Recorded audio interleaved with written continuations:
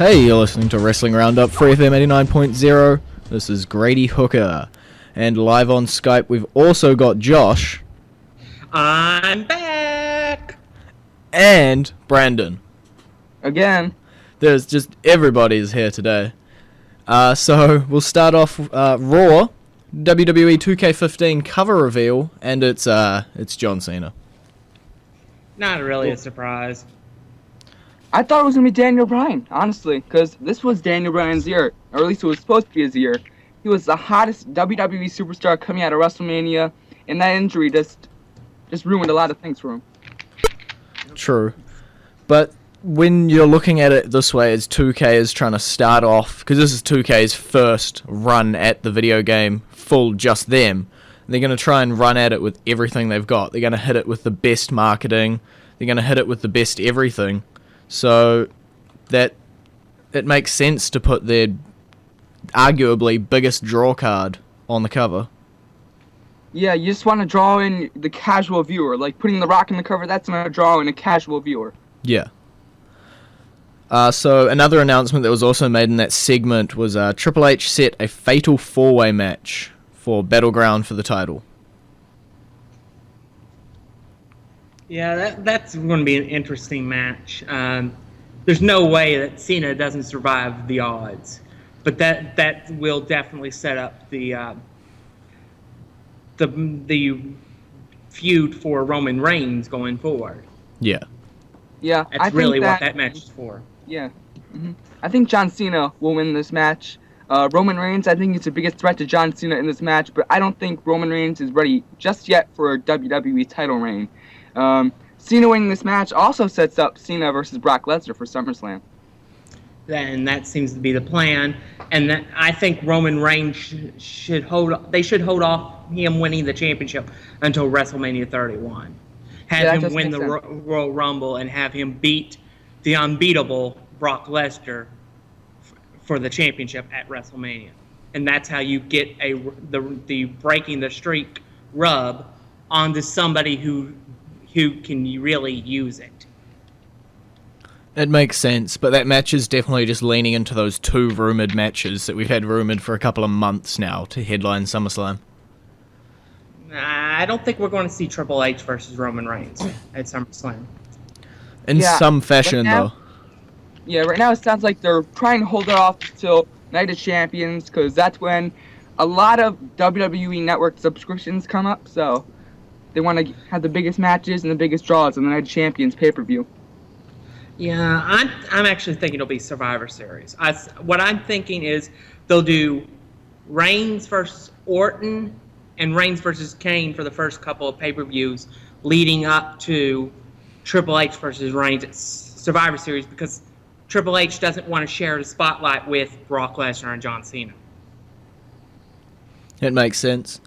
But I will jump into the first match, Rod Van Dam versus Seth Rollins. This was a pretty good match. RVD is nothing compared to what he was 7 years ago. Beating him is not a major win like it would have been when he was coming off his world title reign. But this was a great match. Further solidified Rollins moving forward after winning the briefcase. Yeah, Seth Rollins, he's just on a roll ever since breaking away from the Shield. People criticized the move breaking away from the Shield, but looking at it, it wasn't really that bad of a move. He's Mr. Money in the Bank, he's winning matches, and he has the authority on his side. It wasn't so much that they were criticizing breaking him away from the Shield, it was that he was the one that turned on the Shield when everybody said it should have been Ambrose. But as we've seen, Ambrose can play the crazy good guy who's crazy. And did I mention he's crazy? Yeah. But he can play it really well. And I think this is a better move, is to have Ambrose chasing after Rollins rather than having it the other way around. Because Ambrose is crazy. Okay, well, the first of many, I'd say, surprises of this Raw. Swagger and Zeb Coulter turn face to take on Rusev and Lana.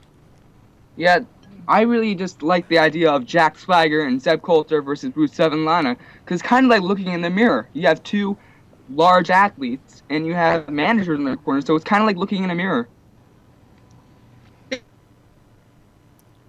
This was something that probably should have been done a while back, because let's face it, the whole thing that was the real Americans was that if you're not an American, you need to get out, kind of thing. But it could never be done because Swagger and Zeb were bad guys. And Rusev is obviously a bad guy with Lana. So that didn't fly, so they changed things up, and now you have Swagger and Zeb and as good guys to face off against Rusev, and to give us Rusev some more of momentum moving forward. Okay, well, up next, we got a six-man tag match. Sheamus and the Usos versus the Wyatt family. It seems like we've seen this match like 15 times over the past month. I'm sick and tired of this match, but you can't disagree with the fact that the matches that the Wyatt family and the Usos have put on against each other have been pretty good. I have a feeling you're going to see more of the Wyatt family versus Usos going forward, and I think they'll be the ones that will end the Usos title reign. I really do believe that, and I think Harper is coming out more and more every week as a stronger and stronger player in the family. He's definitely left Rowan in his dust. Okay, so well, that's. And then I was scared to death that we were going to end up getting a Sheamus Bray Wyatt feud for the United States Championship, but it doesn't. But something that happened later on changed that. yeah. Okay, well, we'll jump into the classic entrance theme of the week. It's not an entrance theme. WrestleMania 27.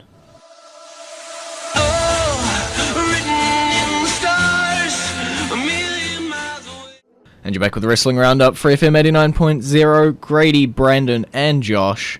So I'm going to skip over Nikki Bella because we got the match coming up later, but Bo Dallas takes 60 seconds of silence for our fallen people. Very kind of Bo Dallas. I'm still not sure whether Bo's meant to be a good guy or a bad guy. I think that they're going to be forced to turn him into a good guy. Because at the event I attended this past week, Bo Dallas, he was pretty over as a face. People were holding their hands up like the way he does. People were cheering for him. Even though he acts like a bad guy, people are starting to like him.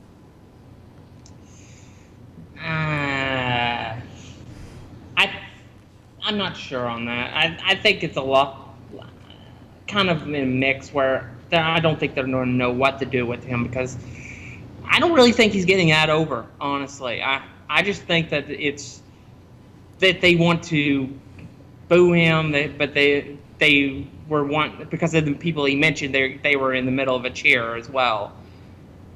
So I think it's just he's not getting over the way he should, because he's supposed to be a villain character.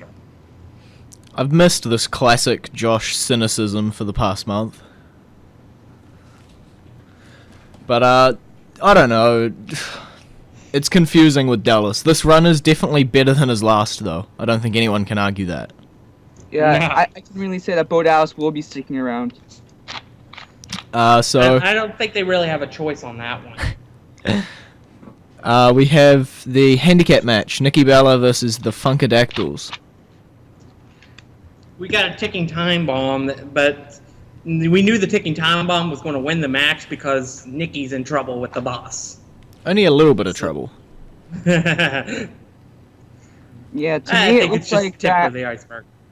Yeah, to me it looks like that Stephanie's just punishing Nikki Bella for what Brie Bella did at Payback.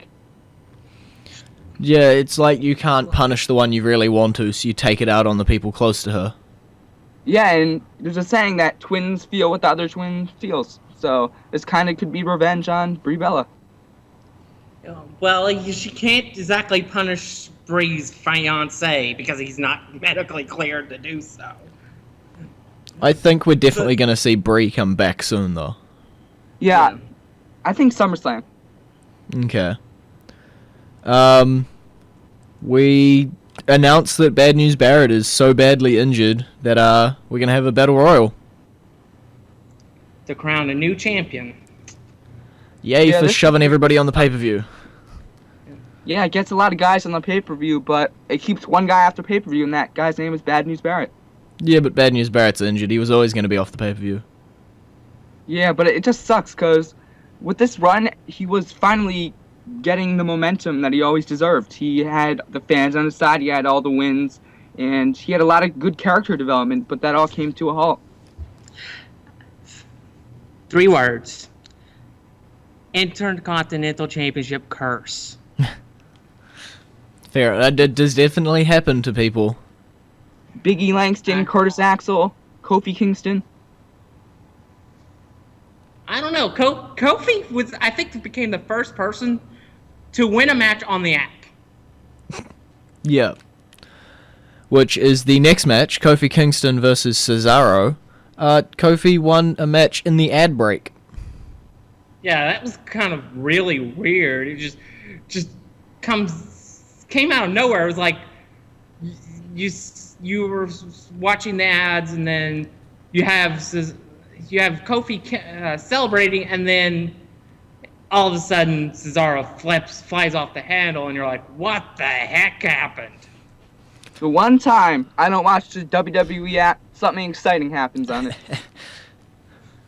I don't know if this was a botch up, or if they were just time constraints and had to cut the match short, or if it was always planned, because it doesn't seem like a very smart business decision to do it on the app. From what I've heard, that they're trying to make the WWE app more unpredictable, and that was what also happened with Damien Sandow coming on the app and complaining a number of weeks ago.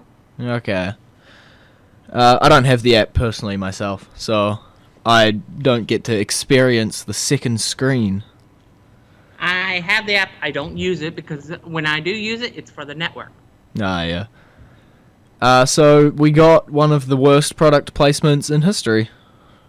Actually, I enjoyed cool it. Segment. I loved this segment. I thought it was extremely funny, and now that we know what we know now, it's made it very sad because that's going to be our lasting image of Santino Marella. I'm not too sure about that. We could see him up here sometime on the WWE network on the pre-shows and post-shows. Yeah, but it's going to be the last time that we see him as a wrestler. Because he retired as an in-ring wrestler. The curse of the neck thinks injuries. that he was with Adam Rose. But I really loved this segment. I really did. I didn't get to see it. I have no opinions.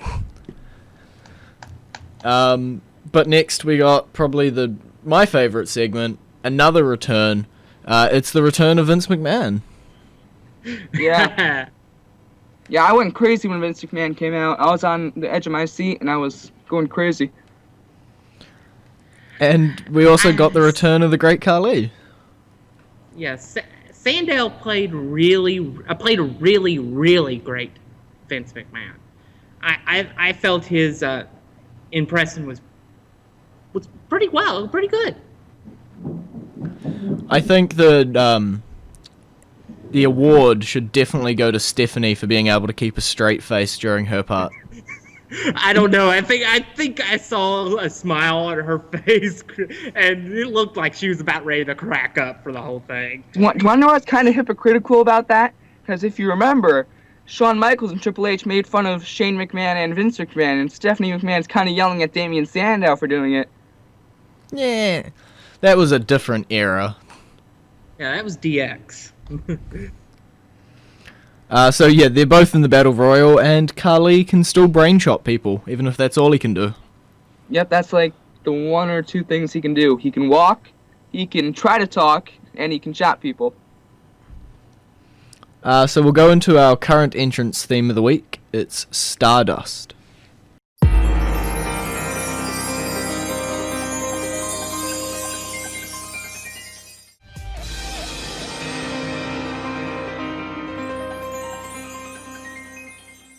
And you're back with Wrestling Roundup, FreeFM 89.0, Grady, Josh, Brandon, Miz, Jericho.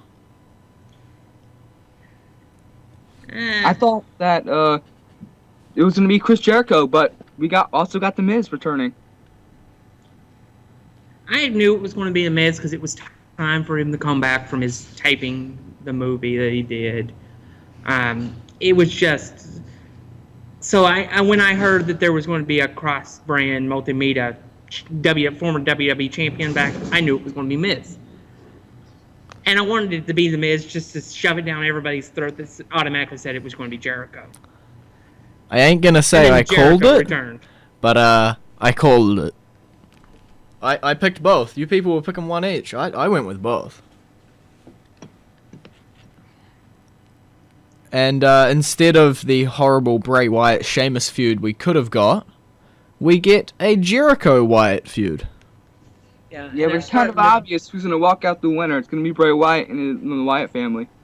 Well, that's kind of because Jericho is in the end of his career and he's interested more in putting people over than winning, but he wants to have a reason to do so. Yeah. So that's why he never came back when they were asking him for like WrestleMania season. He wanted to come back with a purpose. Now he has that purpose, and that's to put over Bray Wyatt. And we thought we were going to get a restart on The Miz, but that's not going to happen. He's just going to get his face beaten in a few times, complain about it. Yeah, his moneymaker. I'm not... Yeah. Nah. I think he could be doing better, but... Hey. What do we got now? Fandango, Dolph Ziggler. Yeah, to me it looks like they're going to throw Dolph Ziggler in this Fandango, Layla, Summer Rae love triangle here. We knew they had to shove someone in. Yeah, and it just happened to be Dolph Ziggler. So it's just, and Fandango are two very talented wrestlers, and they can have an interesting feud. I'm not a big fan of the fact that they're feuding over Summer Rae. Yeah, it's one of those things where you're just going to have to watch it to see where it goes. What else do we have? We have the, 20th match between Stardust and Goldust and Rybaxel. Yeah, Stardust and Goldust are a pretty good tag team. Yeah, but they need to start facing somebody other than Rybaxel. Or Goldstar is just going to get very, very dull very, very quickly. Their star is going to burn out. I don't know how Stardust can get dull, because week after week, it seems like Stardust is giving us something new, whether it's him trying to sing or him blowing some stars into the air. And it's not that he's getting dull as a character. I just mean the general overall package. It's just, you have to have them facing somebody else other than Ryback and Curtis Axel, or it'll get boring no matter how entertaining they are on the side. Yeah, the hard thing is that there are a lack of heel tag teams in the division, so we could see this match over and over again. Hopefully not, but... Lack of heel tag teams? There's a lack of tag teams, period. Yeah, the Ascension. They worked a dark match against Stardust and Goldust, so we could see them appearing pretty soon.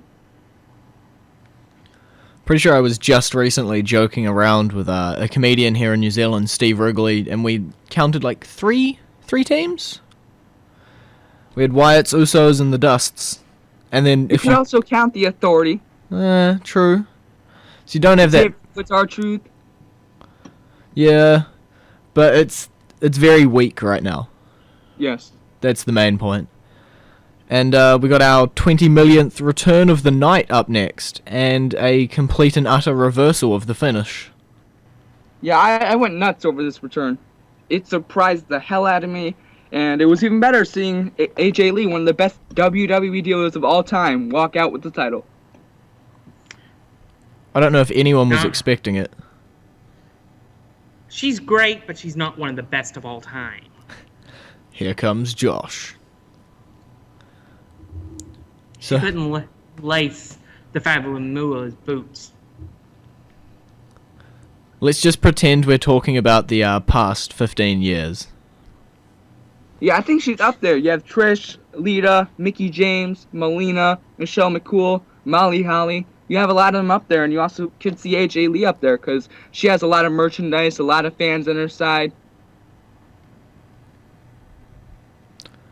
But yeah, we haven't really said what actually happened. AJ Lee returned and pretty much did the exact same promo Paige did the night after WrestleMania, and then pretty much had the exact same finish of the match as well. Yeah, Paige was pretty dumb for putting up your title because you don't know what AJ Lee did in her time off. AJ Lee could have been honing her craft the whole entire time and waiting for this exact moment to cash in on her rematch. Either that or AJ Lee could be marrying CM Punk, one or the other. Yeah. I think they should have said, we'll give you the match, but not now. We'll give it to you at Battleground in a TLC match. Where is this coming from? Like 2000. We're just buffing some tables, ladders, and chairs in there. Yeah. What I've seen, surprisingly, from what I've heard, Paige and AJ Lee are starting to become friends from SmackDown and a couple of other things. Yeah, on SmackDown, it looked like Paige was actually genuinely happy for AJ Lee after she defeated Eva Marie. And Eva Marie sucks, so it wasn't that impressive of a win. But I don't really think Paige is that happy. I think she's trying to hide her jealousy and her anger on the inside. And I think that we will see Paige take her anger out on AJ. I've heard it around... A slow-burning heel turn. I've seen it on the dirt sheets that next week on Raw, we're going to see them team up. Yeah, that's like the IWC's dream right there. So, I could see it happening where they're going to be, like, appear, but I could also definitely see Paige flipping out. It's just a matter of time. So the main event of Raw, John Cena and Roman Reigns versus Randy Orton and Kane. Yes, this is a pretty good match. Roman Reigns, he showed he can stick with the big guys. Kane, Randy Orton, and John Cena are one of the biggest WWE superstars in history. Every single week, Roman Reigns becomes a bigger and bigger and bigger star. And we're seeing the maturation of him because they're giving him more time on the mic. They're putting him in with the top stars, and it's just like they're preparing him for his major run, which hopefully will come starting at WrestleMania. Okay, Roman Reigns is definitely holding his own in the top, so we know he can do that. I'm still surprised every time I see haters on the internet. Yeah, because the only thing I see out of Roman Reigns is improvement. I don't know how you can hate on improvement. He's not the best. He's not like John Cena on the microphone or CM Punk on the microphone or Daniel Bryan in the ring. The guy is improving week after week, and that's the only thing you want to see out of him is improvement. Because if he's doing the same thing week after week, it's going to get stale and it's going to get boring really fast. Yeah, I mean, it was just not that long ago that the only sentence he would say was, "When I have something to say, I'll say it. Believe in the Shield or believe that." That was the only thing he said for like a year and a half. Okay, well, we've run out of time, so it's been great talking to both of you. Great talking to you too. Peace out. So you can visit our Facebook page, facebook.com/Wrestling Roundup Radio, or our Twitter page, twitter.com/Wrestling Radio, or our website, wrestlingroundup.host22.com, wrestlingroundup.host22.com, and I'll see you next week.